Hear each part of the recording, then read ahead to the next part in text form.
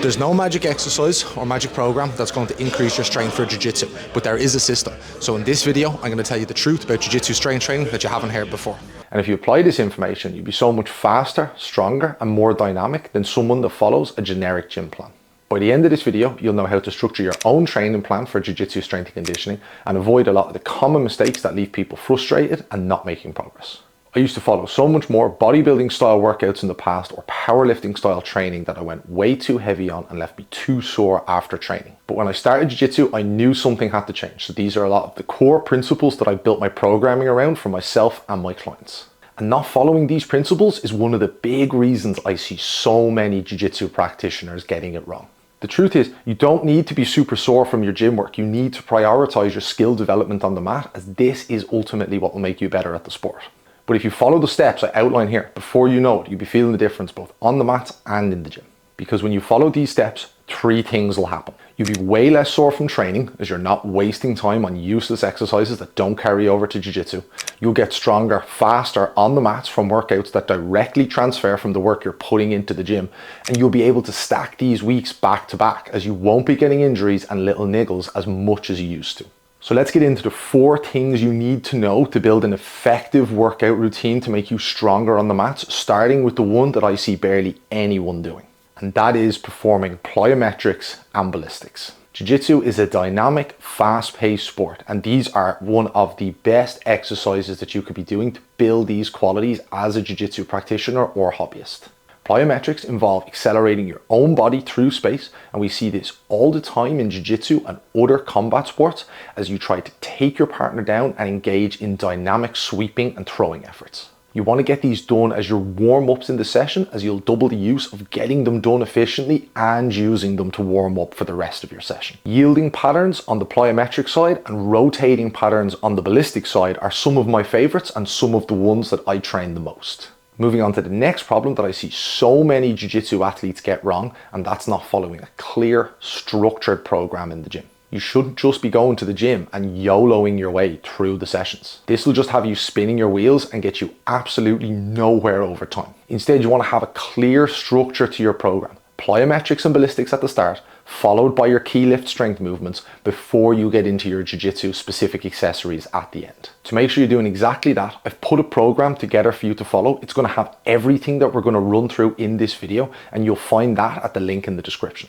So download that now and you'll know for a fact that you're not wasting your time when you do get to the gym. Okay, so now that you're following that program, make sure you do this next thing as well, or it's just going to be a waste of time. Keep a track of your lifts and what you're doing each week and progress them as time goes on. Otherwise, you won't have a clear idea of your progression on the lifts or how much progress that you have made over time. And seeing this progress is great and one of the key things to keep you motivated and keep you coming back to the gym. And as you start to feel the difference on the mats, it'll be so much easier to get your training done each week, as you'll be feeling stronger and stronger in jiu-jitsu. Also, if you want to know what movements that you should be focusing on as a jiu-jitsu athlete, I have a video here that'll run through the top movements that you need to spend your time focused on. Okay, so moving on to the next principle, and a lot of people are surprised when I bring this one up. You should probably be doing less in the gym than you think. That's right, if you find yourself burned out from trying to do all your training at once, well then this one's for you. Jiu-jitsu is already such a tough sport with a high demand for cardiovascular fitness and strength. So if you're going to the gym and you're trying to blast out really difficult workouts every week on top of this, you are hurting yourself way more than you're helping yourself. My recommendation is to take a minimum effective dose approach and apply this each time you go to the gym. Scale back your gym work and do just enough to progress each week. And focus the majority of your energy in jiu-jitsu, where the skill progression is more difficult and where it really matters. Because your physical training should just support what you're doing on the mats, not take away from it. And if you find yourself beat up from all the training that you're trying to do in the week, you're just not applying your physical preparation properly. Then this next principle is more of a nutrition principle than it is a training principle. And it's something that I see so many people just completely ignore. You have to eat enough food to fuel your body properly for all this training. There's no way you're going to be able to blast out 3 to 4 hard jiu-jitsu sessions per week alongside getting to the gym 2 to 3 times on top of that, while under-eating and staying in a caloric deficit the entire time. Many people underestimate just how many calories they actually burn in jiu-jitsu. In the past, when I've done my own research and I've worn a heart rate monitor to training,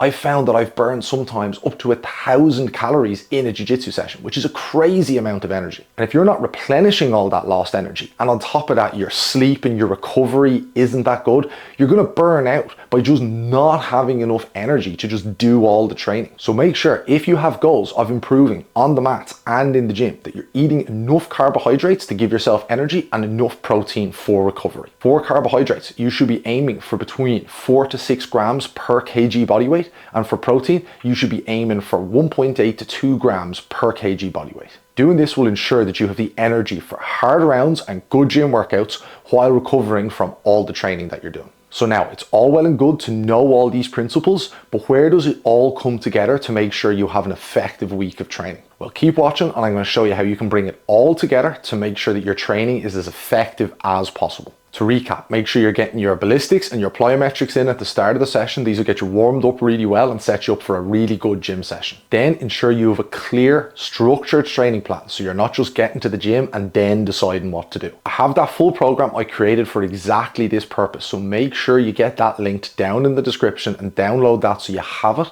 the next time you get into the gym.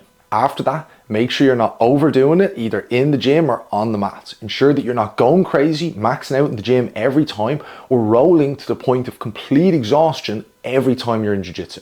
Remember, you want to be able to stack these weeks together for long periods of time to make progress. And finally, make sure you're fueling yourself adequately for the training at hand. Make sure you're having enough carbs for energy and enough protein for recovery. So there you have it. Now you know some of the core, most effective principles for building strength on the mats. Head down to the description and download that free program. It's going to help you so much more than trying to figure it all out by yourself. And if you want further information on what I think people are doing wrong in the gym, I'll link another video here where I walk through some of my favorite alternatives to the most common lifts that you'll see people do in the gym: the squat, the bench, and the deadlift. Thanks for watching, subscribe to the channel, and I'll see you next time.